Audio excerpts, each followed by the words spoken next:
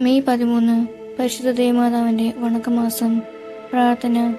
ദൈവമേ, അങ്ങ് പരിശുദ്ധ കന്യകയെ അങ്ങേ മാതാവായി തിരഞ്ഞെടുത്ത് മഹത്വപ്പെടുത്തിയതിൽ ഞങ്ങൾ സന്തോഷിക്കുന്നു. അങ്ങയ്ക്ക് ഞങ്ങൾ കൃതജ്ഞത പറയുന്നു.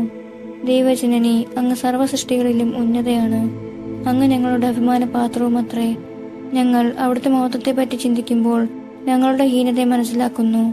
അവിടുത്തെ അനുസ്മരിച്ച് കൂടുതൽ വിശുദ്ധി പ്രാപിച്ച് അങ്ങേ ദിവ്യസുതന്റെ യഥാർത്ഥ അനുയായികളായി തീരുവാനുള്ള അനുഗ്രഹം ഞങ്ങൾക്ക് നൽകണമേ.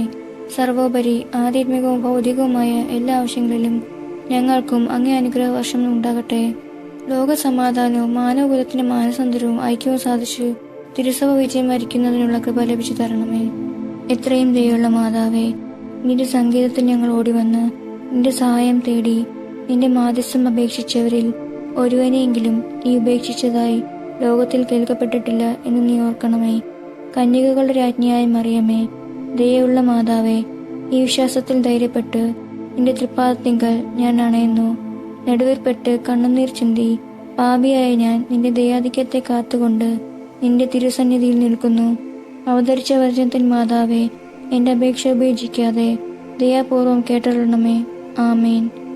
ജന്മപാപമില്ലാതെ ഉത്ഭവിച്ച ശുദ്ധ മറിയമേ, പാപികളുടെ സങ്കേതമേ, ഇതാ നിന്റെ സങ്കേതത്തിൽ ഞങ്ങൾ തേടി വന്നിരിക്കുന്നു. ഞങ്ങളുടെ മേൽ അലിവായിരുന്ന് ഞങ്ങൾക്ക് വേണ്ടി നിന്റെ തിരുക്കുമാരനോട് പ്രാർത്ഥിച്ചു കൊള്ളണമേ.